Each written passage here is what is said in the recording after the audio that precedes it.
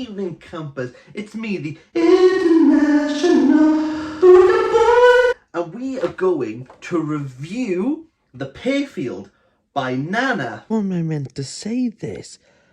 Like, clearly you're not Georgian, Kieran. You're Welsh. You keep saying this all the time, but people will want you to say this name correctly. There's too many consonants at the beginning. Like, you're Welsh. You love a consonant, but this. Okay, just wing it. Just wing it. Just go for it. This is the Pear Field by Nana Ektvitimish Vili, translated from the Georgian by Elizabeth Highway, with the original working title of... This is what we call a bad move. Why have you done this? You've never done this. You've never said this before in any other review. Okay, just ignore it. Just get back into the video. Just get back into the video. This novel opens up on the outskirts of the Georgian capital, Tbilisi. But similar to the dogs clearly barking outside, thank you, something's lurking in the background, and that is the echo of the Soviet Union. This is post-Soviet literature. We're trying to figure out, how does Georgia cope with being part of the Soviet Union? How does it cope now moving on from that? Have the legacy of Stalin, of Khrushchev. Even though the country and the people of Georgia have their own cultures and traditions, they are deep-rooted tendrils still holding on from the Soviet era. Rather than an urban sprawl, we move to a secluded area, a school for intellectually disabled kids, known by the locals but coined by the students as the School of Idiots. Hearing that, you might have some notions of what this book is about, but what's happening now is that the School of Idiots is a place where parents dump their children and leave them. There's one scene where mum pulls up to the school and threatens outside the gate to their kid that they'll leave them there. If they don't get in line, if they don't sort themselves out, if they don't be a good kid, they'll be dumped off here. And one kid that is dumped off here, one child who is dumped here is Irakli, 9 years old, and mum has promised that she'll come back. But she never does. She's in Greece at the moment. She's having a whale of a time.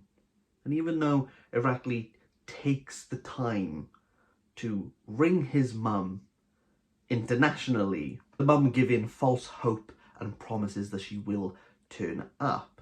And we all know, she's not going to. And this is where Leela comes into this. Leela is 18 years old. She's lived in the school for the majority of her life, and she could leave. She could have left 3 years ago, but she decides to stay. She's not so much a student there. She's not so much a member of staff. She's somewhere in between. She's stagnated. Leela decides to take on a motherly role and find Irakli parents. Now, in this school, international adoption is one of the ways that Irakli could find someone. And they do. They find someone from America.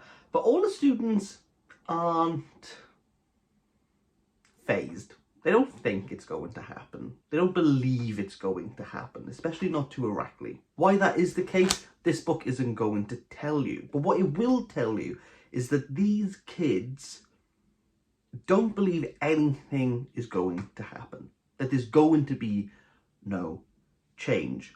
Similar to the pear field that grows outside of this school. It's vintage. It's old. It's there. It's never going to change. No one is going to upturn it. No one is going to demolish it. It's going to stay consistent. It will keep bearing fruit. It will keep providing. The fruit it yields is dry and chalky, and not one tree is favoured above another. And the metaphor here is in direct correlation with the kids here. Nothing's going to change for them. They've been used. They've been defiled. They've been violent to one another. They've had violence upon them. They've tried to explore their sexuality. They've tried to explore sex, and they've been used and abused by the teachers there. Leela wants to kill her history teacher for what he has done. It would be easy to stick a knife in someone's neck, but when are you going to do it? Well, maybe not today, maybe tomorrow. Maybe I'll wait till winter where he's old enough. Maybe he'll just die in that case. Action here is non-existent. Right, let me try to explain myself. Action does occur. Action is expected in some cases. A girl who turns up to this school is likely to be raped. It's kind of expected that it's going to happen. If you go out to the Pear Field at night, something bad is going to happen. And indeed, someone does die right at the beginning of this. And there's a pause in the book where it feels as though no one is that surprised. No one's that shocked that this person died. It's expected in that way. What's non-existent is the impulse to act out, the impulse to rebel, to outcry. That doesn't happen in this book. Everyone is used for their means, for their output. Generations do become stuck in their ways, and it takes a new generation to step forward. And trust me, when Irakli does step forward, when he will step forward, it's not going to give you an emotional impact.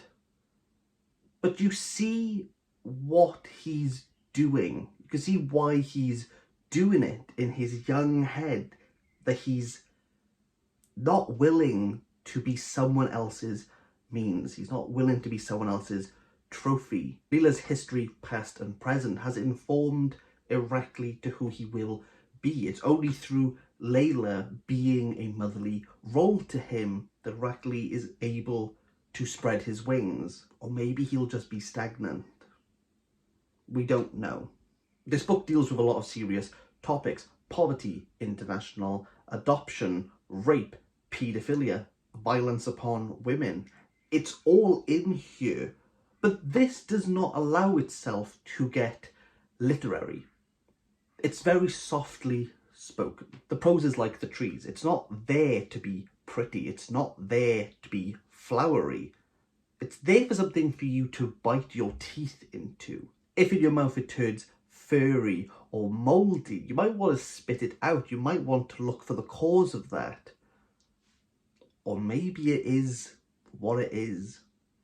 Maybe that's just the way the pear grows. This is a 7 out of 10. This is an escapist and it's not an easy read. But don't allow yourself to be comfortable or stagnant.